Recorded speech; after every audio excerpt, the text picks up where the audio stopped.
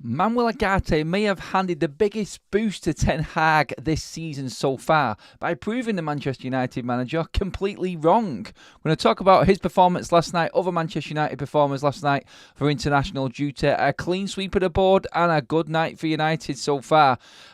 Good night for United last night and good night so far for the international players. And we're also talking Dan Ashworth and what his next job is, getting rid of two key first team players currently in the United squad ahead of next summer. Plans are already in place and plans are moving forward for Manchester United's next summer transfer window. This is what it's like to have people who know football working for you at your football club, it would seem. This is Forever United TV. This is your Saturday morning update show, getting you ready for the weekend, up to date with all the news from international break, everything that's happened overnight in the games involving Manchester United players, all of the news that's coming around the world of Manchester United, transfer-wise, future-wise, injuries, players, updates from the club. All of that is covered to set you up for your day. Welcome along, everybody. First international weekend of the season is well and truly underway. Like the video before we get going on all of the news. Let's get up to close to 1,000 likes as we possibly can again. And obviously the most important thing is to make sure you miss none of this content, and for you to be able to be involved every single day, you've got to hit that subscribe button and bell notification button to make sure you're fully notified of all the free content coming your way. It is the first weekend of the season where we've got international matches, and so far so good. We talked yesterday about Bruno Fernandes and Diogo Dalot in a win for them for Portugal. The same for Argentina with Alejandro Garnacho and Lisandro Martinez. Christian Eriksen for Denmark. Last night we had Nusam Mazraoui, Amad Diallo, and of course the big one. Everybody is talking about it. Manuel Ugarte, proving Ten Hag completely wrong in terms of fitness. He played 78 minutes last night. In his first 40 minutes alone, I think it was the Muppeteers who were over there in the States who were watching the game in full, were saying I think he's had 7 out of 7 duels won in his first 40 minutes of the game. So, looking sharp, a good 78 minutes. Hopefully he gets some more game time in the second game of this international break, and then he's pretty much ready to come back to training with Manchester United. Good that he is ahead as well in terms of games over there. Sometimes the South American players do come back late because they play like a few hours behind, obviously. But the fact that Uruguay have played and got their first game out of the way, obviously, we're waiting for, Argentina have already played theirs as well. So they're actually ahead of some of the European players. Like all of the England play today as well. So he's ahead of the English players right now, which is good. So hopefully we can get him back in time, get him assessed and be ready. I've put a poll up in the chat asking you guys, look, this is straight down. I know you guys would play him, but will Erik Ten Hag, even if Manuel Ugarte proves his fitness over international break, play him against Southampton? Is Ten Hag going to be too stubborn still and not play Manuel Ugarte, even though he is playing near enough full games for his country over the international break? Surely playing 2 games and playing that amount of minutes is enough to at least start the man and give him an hour at least in a United shirt. Or is he going to be on the bench? You guys tell me. The poll is there. Will Ten Hag start him against Southampton? A simple yes or no is the poll for you this morning, everybody. Get involved in that as well. Already nearly at 100 likes. Keep them flying in. Over 400 in. Just 3 minutes into the video. Get your thoughts on the international games. Get your thoughts on Manuel Ugarte. Should he be in Manchester United's starting lineup against Southampton a week today, actually? Yes, we'll be building up to the game a week today. So, yeah, international break well underway. And obviously, into the first weekend, we can start looking ahead now. We're fingers crossed that we don't get any injuries, and so far it's been absolutely brilliant. Ugarte was absolutely solid last night, and it's a measure of the man, I feel, and the character that he is ready to step right in and play near enough 80 minutes of football.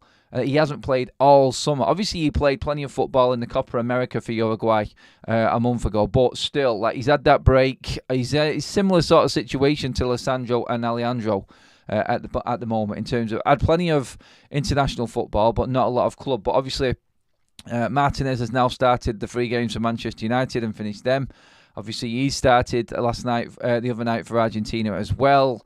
Garnacho is catching up with fitness, and now Manuel Ugarte, we know with 78 minutes in, yeah, it may be a little bit sore today, but that for me proves that he will be able to play against Southampton. No excuse. If he starts again, I think they play again on Monday. I'm pretty certain it is Uruguay and the other South American teams. If he starts again and plays more games, then there's absolutely zero excuse for Ten Hag. He has to play Manuel Ugarte against Southampton. If he wants to start turning this around, and like Ineos have said, they want to give him time to sort of bed these players in and see. He needs to turn it around quickly, because the more and more he falls away from the top four, and you don't want to be 4 games into the season and already being like 6 or 7 points away from the top 4 in the Champions League places. That would be an absolute disaster for Erik Ten Hag. You just got to start winning games and putting players in who are as energetic and as athletic as what Manuel Ugarte is crucial for United right now. We may have that physicality within Casemiro, but obviously he isn't as agile. He isn't as mobile, I would say, as Manuel Ugarte is. And I just feel like United right now can ill afford to be waiting any longer to try and bed better players in. We talked about Lenny Yoro yesterday and whether he would come straight back into the side. I think he will wait a little bit longer. But right now, all anybody is looking for is a little bit of positivity. And I think Manuel Ugarte is definitely proving Erik Ten Hag proving Ten Hag wrong in that he does belong in that Manchester United side. And he does actually is actually fit for the game against Southampton. Ten Hag going on saying it's going to take him months. Honestly, I said this at the time when Ten Hag opened his mouth after the Liverpool game and people were asking him.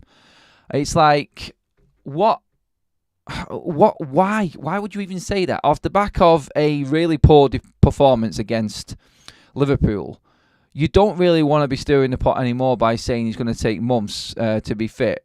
No one takes months to be fit when you're a professional footballer. I'm sorry, he's got no injuries and he's ready to go. The only reason he's not played is because of this transfer deal with PSG and Enrique leaving him out through some pre-season games. So really, you don't need to be opening your mouth. Just come out and say, look, we're just going to see and assess him and hopefully he can be ready. You don't need to go down the negative road. Like, everyone says that we need to be more positive. Well, Ten Hag's probably the most negative man at United right now. Weeks, months before Ugarte can actually be fit. No, give the guy a chance. If he's playing for his country, he can play for England. So he can play, I hope so, I wish. He can play for Manchester United. It's as simple as that. There's no ifs, buts or maybes about it. You can talk about systems, but what system is actually in play at United right now? We're being carved open left, right and centre. We need someone in there who knows that role. All he needs to do is sit in front of that defence and help that defence out, secure possession, pass it on to somebody else. It's not that difficult football. I think some managers just make the job seem an impossibility. They make it seem so hard when really it isn't. And I think this is what Ten Hag is doing right now. Play Ugarte, get him in the side, and you know what? It may start looking up for Ten Hag. Because players like that, who are ready to go and want to fight, and will give United that physicality and extra protection, will go a long way in helping Ten Hag and how he wants to play. Because if he wants to push players forward and overcook that front line in terms of how many go forward in the press and leave the back line exposed, if you've got a master of that trade sat in front of that defence, then it will help him. It is absolute craziness if Ten Hag does not play the best that he's got in his football club and his team right now, who is actually fit in that position. I will find it. I will be absolutely amazed if Ten Hag does not play Manuel Ugarte, having seen him play for Uruguay now. There's no excuse at all whatsoever. He's been training. Yeah, he might not have been playing with PSG. He's been in training. He's now playing games for Uruguay. He needs to be in that Manchester United starting lineup, or Ten Hag is really putting himself under pressure. Honestly, I just think there's no excuse for it. Super chat in from the financial statement says, Ten Hag is Van Gaal's spy sent to destroy United. Well, I suppose he's won trophies and not got sacked like Van Gaal did, so you could say it's a little bit different. Let's get into some of your chat on Manuel Ugarte. Do you feel like one game is enough if he if he plays again this week before they come back for international duty? Is that enough? All right, morning Adam, 2 a.m. here in the States. Did you watch the game, David? Thank you for joining us. Let me know what you thought of Manuel Ugarte's performance. Keep them likes coming in, guys. Creeping up to 150 already. Love that. Drop my pen. Sorry, drop my pen on the floor. If I didn't pick it up that moment, then I'd probably forget about it and it'd be kicked away somewhere and I'd lose it. So deal with it there and then. I'm mentioning he is not fit enough as a reason is just ridiculous. Anyway, we will see, says Farnood, in terms of Ugarte and them comments from Ten Hag. This fan base is sick. Why you stir chaos around your beloved club? Why all this noise? Because we want to see us bleeding win, mate. Come on. Come back with a decent comment if you're going to have a go, mate. Like, I'm all for everyone having an opinion, and you don't have to agree with me, but you've got to make a bit of sense. What are we stirring? The opening line to the video said, the biggest bonus for Ten Hag. Come on, mate. Seriously, if you are going to come in and troll or be a critic, you need to be a bit better and give a bit more substance. My God. John says, Ugarte should start, but Eric won't start him. Too stubborn for his own good. Well, that's on him then, isn't it? Like, we're saying start him. We want to see him. We know he's the best that we've got at the club for this position. So why would he not start? If Ten Hag doesn't, then Ten Hag deserves all the critique coming his way if United do end up losing that game. Eric Ten Hag need to change the style of playing. If he didn't change it, he will end up the season. He will end the season, trust me. Yeah, honestly, I still can't see Ten Hag changing his system or his style or formation for that matter. We talked plenty this week about playing free at the back, like what Martinez was playing yesterday for Argentina. 3 centre-backs.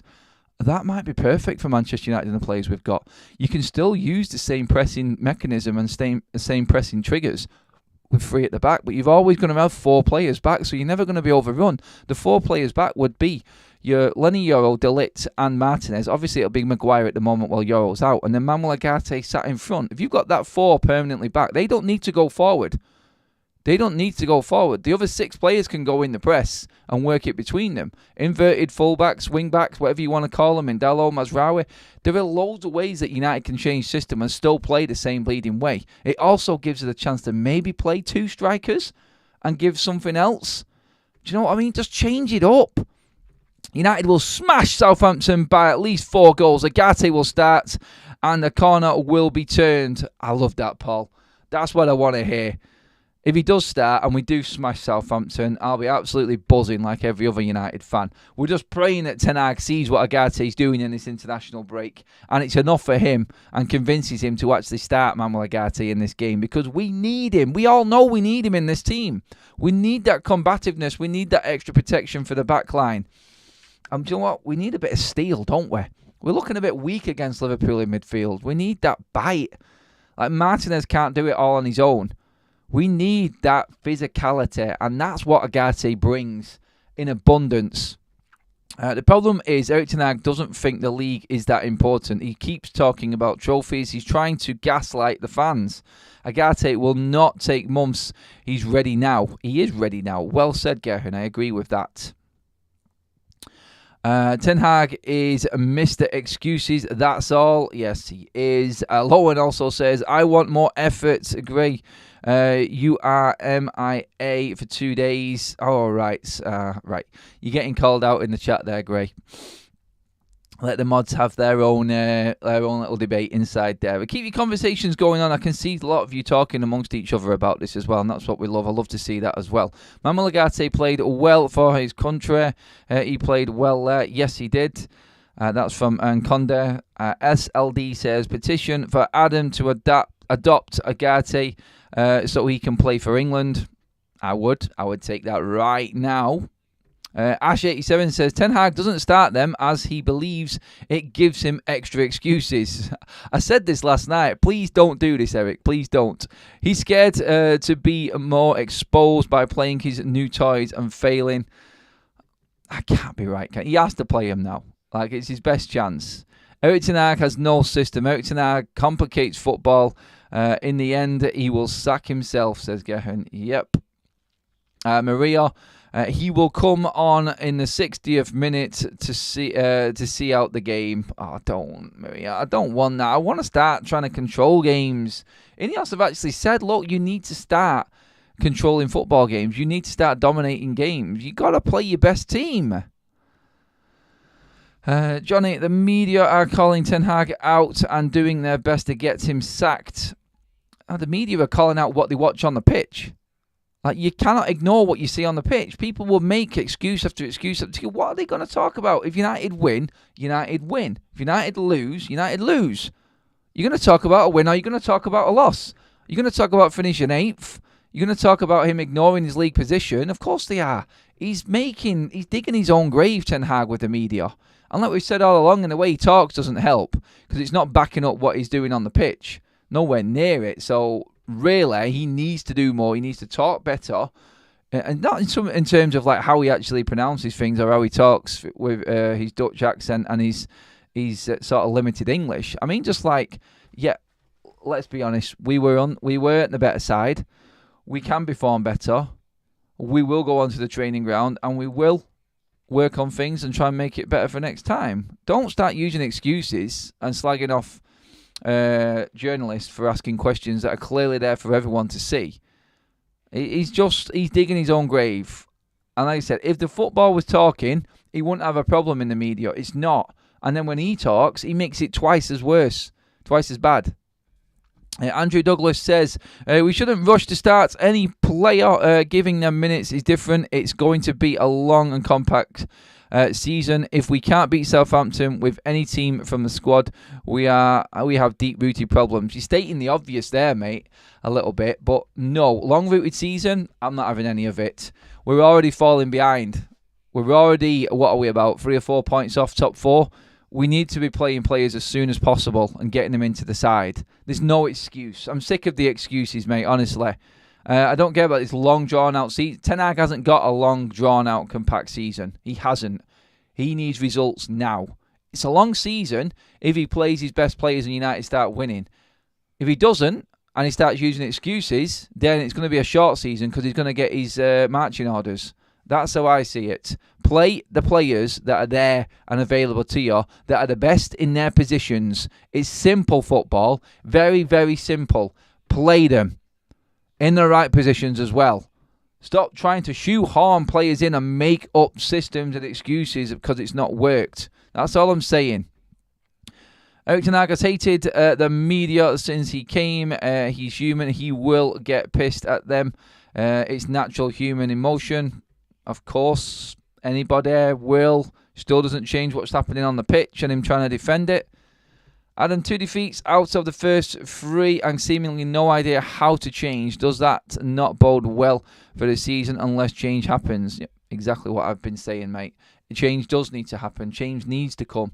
And Ten Hag is the one in charge of it. If it doesn't happen, then it's all on him. He's the only one that can do anything about this. He has the tools at his disposal. He has the players at his disposal. He needs to find a way of getting the best out of them. If he thinks they're just not performing in his system, he needs to change it to make it work. You have to be adaptable. You have to be. Otherwise, you will sink in this league. You really will.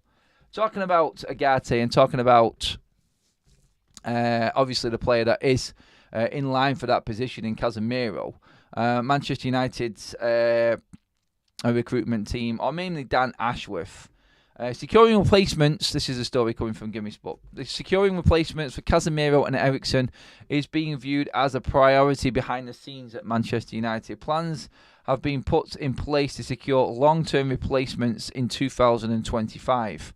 Dan Ashworth has been challenged to bring in youthful players with the hierarchy and Ten Hag's preference to work with players aged 25 and under where possible, as they also have considerable resale value. Sensible. And put into bed the rumour of Rabiot again. A lot of people still talking about Rabiot and coming to Manchester United. Look, it's not going to happen. United won't bite the bullet on a free agent who is going to get in the way of one of these players coming through under the age of 25 and these players that are in and well within the plans of this new structure going forward. It ain't going to happen.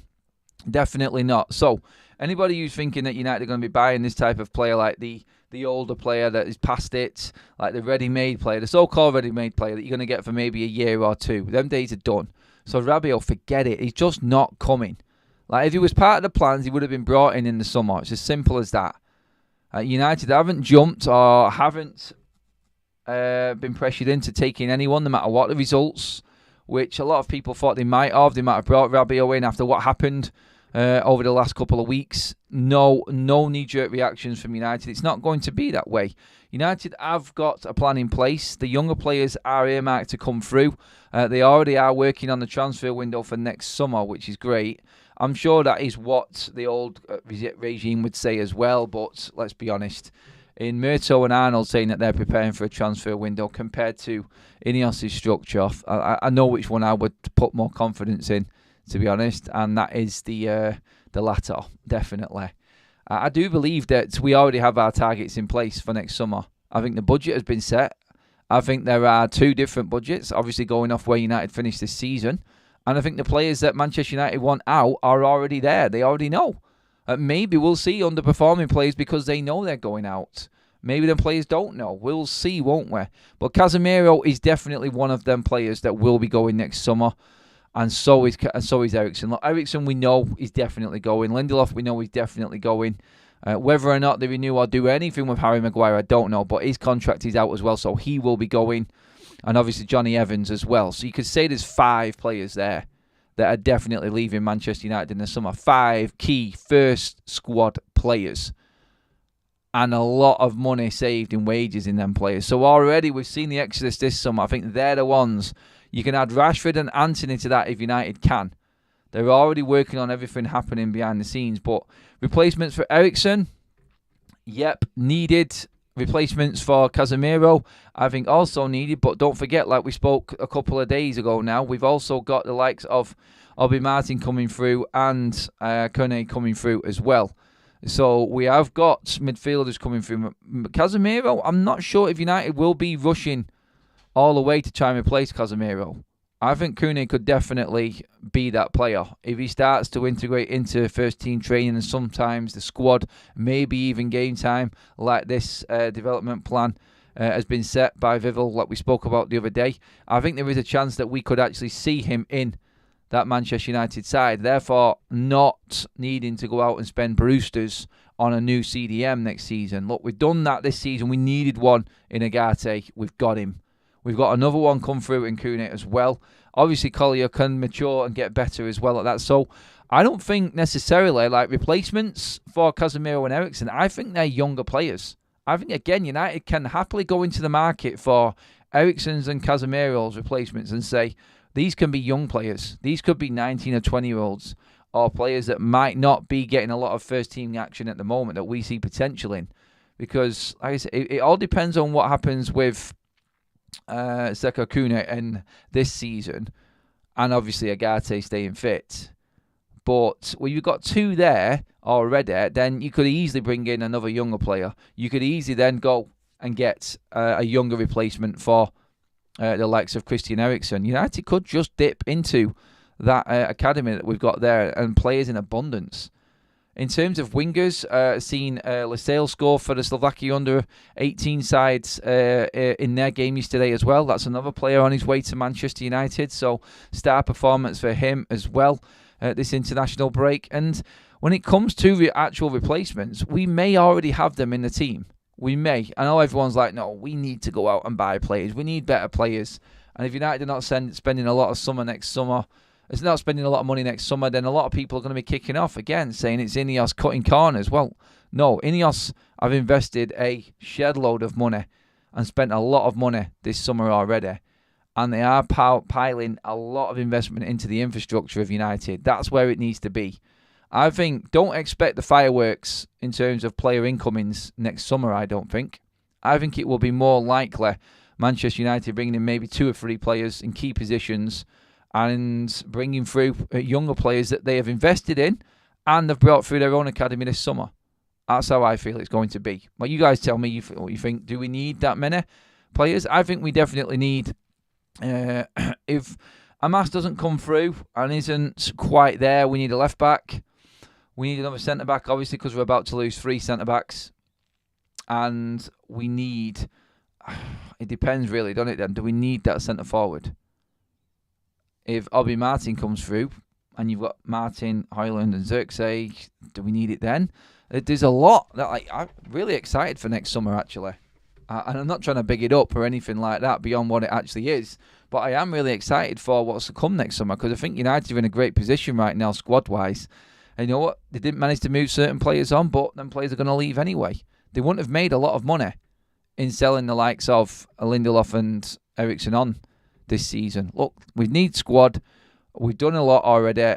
We've got what we've got right now, and they see it as enough to go through the rest of this season. Hopefully, Ten Hag can utilise it and get us through this season back into the Champions League. Does an obligation to buy kick in at the beginning of a window? Having that Sancho money immediately could go a long way to bring in players. I think it comes in at the end of the financial year. So I'm not 100% certain. I think because United need to hand in their financials for 2025 on the 31st of June. And then, obviously, if we've got Sancho's money in then, that goes a long way. So it depends where they put it in. I don't know if they can pick or choose when the obligation to buy is. Like straight after the season, does the money come in?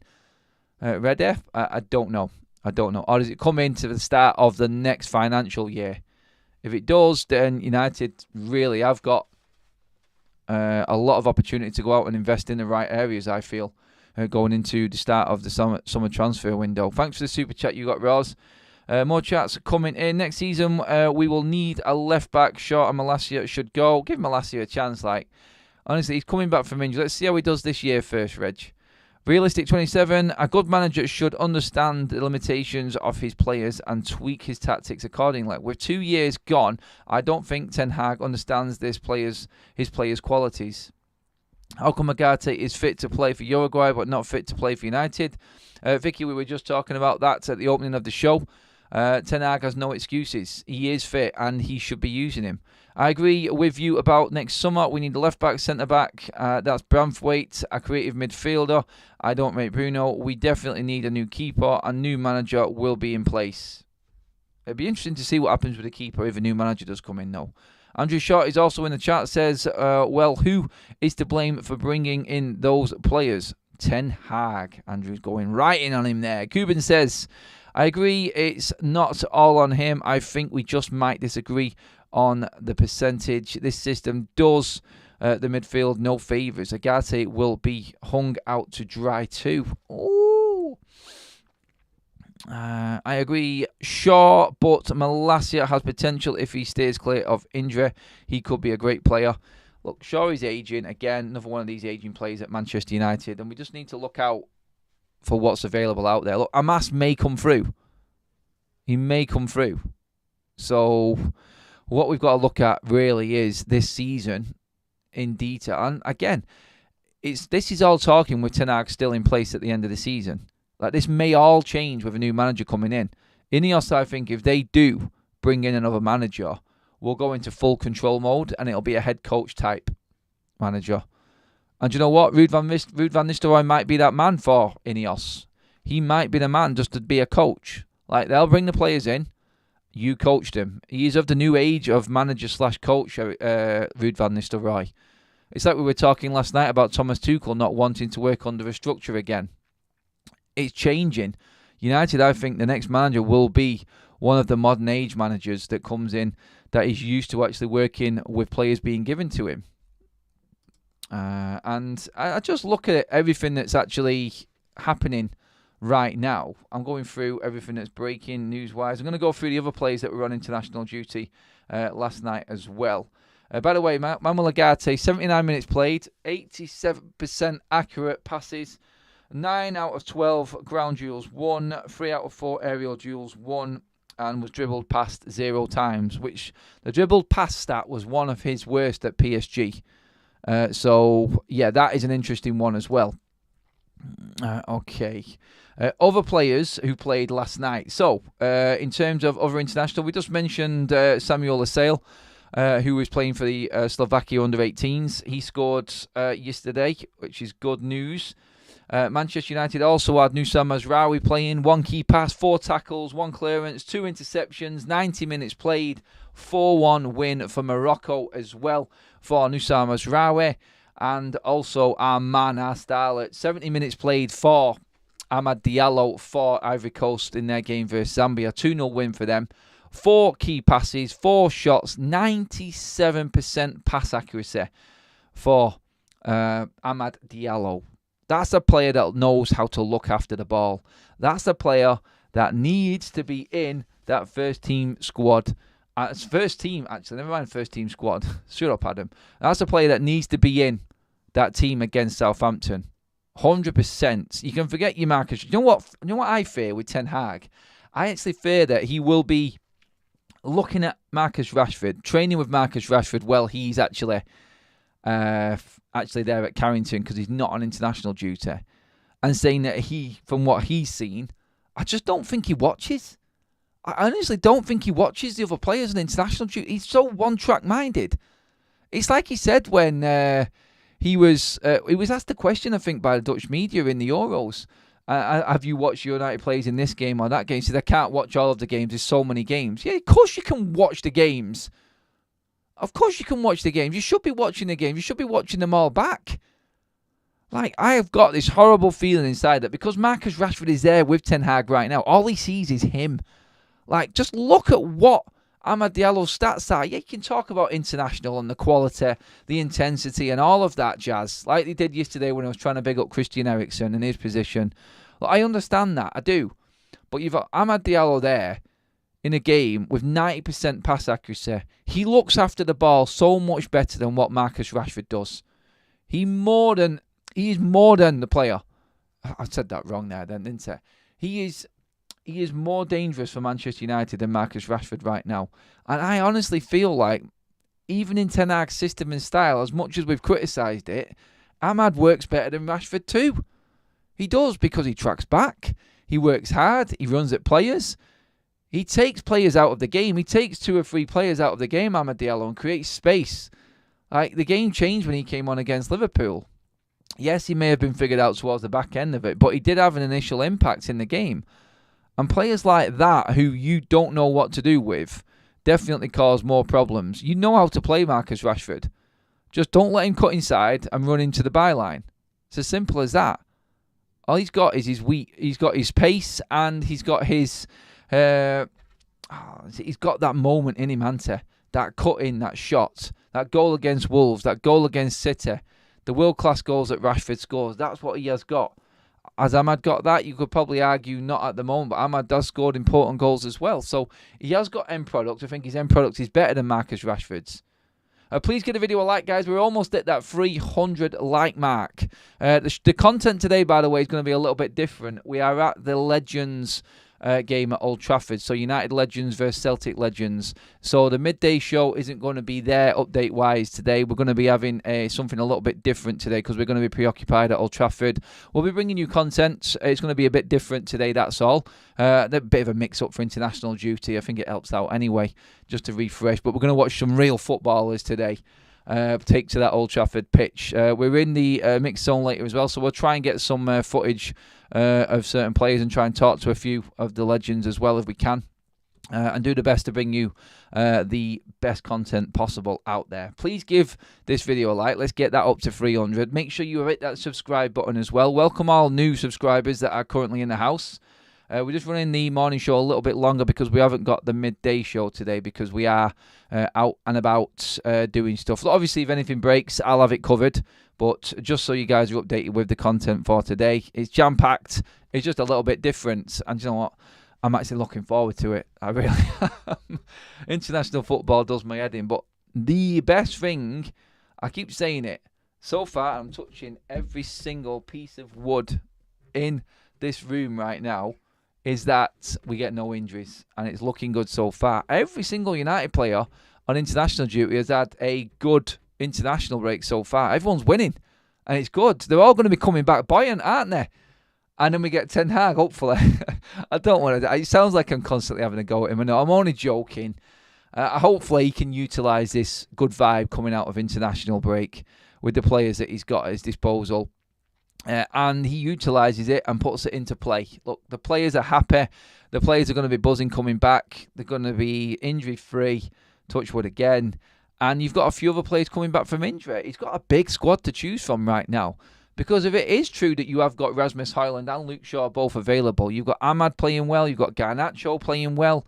We're going to see, I think, who we got left to play. We've got De Ligt and Zirkzee today. We've got, obviously, the England contingent of Harry Maguire and Kobbie Mainoo. So, 4 more off the top of my head that are playing today in their games for their countries. Hopefully they come through unscathed as well, and we can move forward with that and get them in that matchday squad against Southampton. I said the other day, like Luke Shaw, if he is fit, does he actually come straight back into this team? I don't know. I don't know is the answer to that. That is fully up to Ten Hag. Just wanted to say a big shout out to the Super Chatters, You Got Raws and Financial Statement as well for them contributions today. Keep your comments coming in, everybody. Please do jump into the description for your Football Prizes shirt. Football Prizes, a chance to get to every single Manchester United home game in the Europa League, in hospitality as well, and the chance to win the men of the moment. Well, because argue Bruno right now, maybe not flavour of the month, but Kobbie Mainoo is. Chance to win a signed, framed double T-shirt of Mainoo and Bruno, fully authenticated, brought to you by our partners at Football Prizes. Drop into the description to click on the link to get your ticket to enter this draw. It is finishing up on Monday, so grab your tickets now while you can. Great, fantastic prize, absolutely brilliant prize there, and you could win it all. Get in there, get your tickets now, and give yourselves a chance of being at Old Trafford and getting that framed Mainoo and Bruno shirt. Absolutely brilliant prize. Let's get through some more of your comments. Don't think Shaw and Rasmus will be back, unfortunately. Well, they are apparently. I just don't think he's going to play him. I think you're right on that one, Simon. To be honest, I don't want to rush him back. I want to make sure that Rasmus in particular is nursed back in properly. Now, I haven't got a problem with Rasmus being brought back slowly. I haven't. I want him fit for the season. We should be able to score and beat the likes of Southampton, Barnsley and Crystal Palace without Rasmus Højlund. I think he will be there or thereabouts within the squad and maybe pushing for a starting berth, but still, I think that we will nurse him back in a little bit. But yeah, there's no rush. Like Dalot and Mazraoui, I think I've not been really bad compared to a few other players this season. I think they've had decent starts, so I'm happy with their progress in this new look Manchester United defence. The centre-backs, I think, De Ligt and Martinez will carry on. Midfield, obviously, that's the big one that we've just been talking. Ugarte has to come in, and United look completely different. By physicality, I mean it, and sometimes you don't see it as much when you're actually watching it on TV. And I'm not saying that your view isn't warranted or anything like that, warranted. But when you're actually at the game, you can see the physicality and how much it lacks at Manchester United. Within that midfield in particular, very, very lightweight. For what Bruno does, he's not strong. Kobbie Mainoo is strong, but he's still developing. He can't do it all on his own. If you've got a bit of experience and a bit of South American grit in there, and you could say we already had that, Adam, with Casemiro, but like we just said, he isn't as agile as what Manuel Ugarte is. You've got a player here chomping at the bit to get in this side. He will give us so much more. Glenn C with a super chat says, when Garnacho plays on the right, he has a tendency to drift over to the left, with Rashford making us lopsided.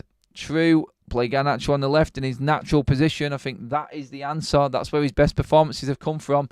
If anyone is sacrificed, it's going to have to be Rashford on the right. Like, you're not doing bad there by playing Marcus Rashford the right foot on the right-hand side anyway. But this is Ten Hag's tendency again. The inverted full-back and winger system that he has got in play. Honestly, I don't like it. I never have liked it. I just don't think it's natural. And I think you're trying to force the issue. I think you're just trying to force it too much. 300 live likes. Thank you, everybody. We've had over 900 in the room as well. I really appreciate you all being part of the show. Get your final comments in before we finish up, everyone. Story says, I hate this priority of defenders and midfielders. Where are the top strikers? 2 goals so far.